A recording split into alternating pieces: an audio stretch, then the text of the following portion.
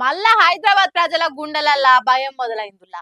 ఎప్పుడు ఏ ఏరియాల హైడ్రా పేరుతోని ఇండ్లు ఊలగొడతారో తెలవకుండా అవుతున్నది. నోటీసులు ఎప్పుడు ఇస్తారో, ఎప్పుడు బుల్డోజర్ ఇంటికి వస్తుందో తెలుస్తలేదు. చిన్న చిన్న గుడిసెలల్లా గుబులతోని బతుకుతున్నారు. ఇగో గీడ చూడుండ్రి కూలగొట్టుడు ఎట్లున్నదో.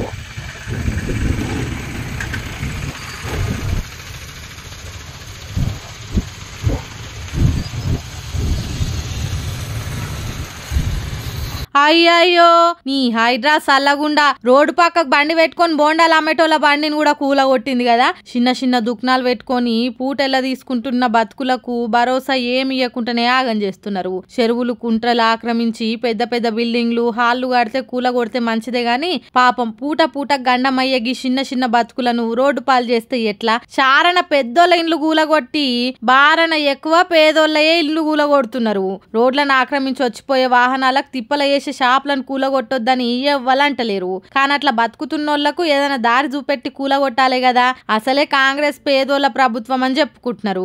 అసొంటప్పుడు ఆదుకోవాలే కదా. రాజేంద్ర నగర్ మైలార్దేవపల్లి కాడ దుర్గానగర్ చౌరస్తాలో జరుగుతున్న కూల్చివేతలు దీన్ని చూసి మెచ్చుకునేటోళ్ళు ఎంతమందో గాని రోడ్డున పడ్డ బీద బిక్కిని చూసి ఎక్కువ మంది తిడుతున్నారట.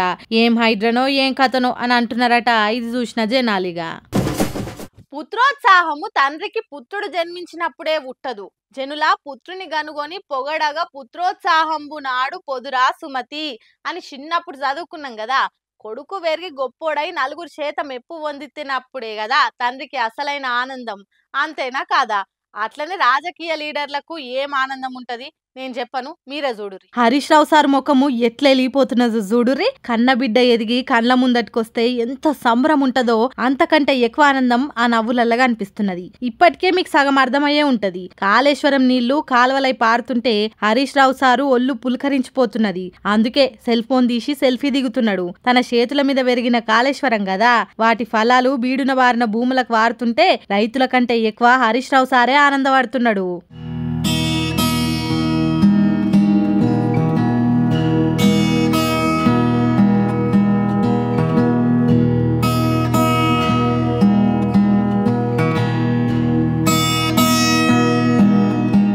సిద్దిపేట రూరల్ మండలం పుల్లూరు అనే ఊర్లే తిరుగుకుంటా రంగనాయక సాగర్ ఎడమ కాలువల నీళ్ళొచ్చుడు చూసి పులకరించిపోయింది. ఇట్లా తాను పడ్డ కష్టానికి ఫలితాన్ని చూస్తే ఎవ్వలకైనా అట్లనే ఉంటది కదా. మళ్ళా అది ఆషామాషి పని కాదాయే. వేల ఎకరాల బీడు భూములు దడిపి అన్నదాతల ఆశలను బతికిచ్చే కాళేశ్వరం ప్రాజెక్ట్ ఆయే. పగలనక రాత్రనక ఎప్పుడంటే అప్పుడు ప్రాజెక్ట్ కాడికి పోయి జరుగుతున్న పనుల తప్పొప్పులు అరుచుకున్నోడాయే. ఆ కష్టమంతా కండ్లకు గుర్తుకు రాదా? అందుకే నీళ్లను చూసి అక్కడ రైతులతోని మంచి చెడు మాట్లాడి సెల్ ఫోన్ తీసి సెల్ఫీలు దిగిండు. ఒక లీడర్ కు ఇంతకంటే గొప్ప సంబరం ఏముంటది చెప్పుండ్రి. ఇట్లాంటి లీడర్లు రాష్ట్రానికి 10 మంది ఉంటే దేశం గిట్లుండేదా చెప్పుండ్రి. కానీ ఏం చేస్తాం, అప్పుడప్పుడు చెడ్డ రోజులు వస్తాయి అని మాట్లాడుకుంటున్నారట అక్కడికి వచ్చిన జనాలు.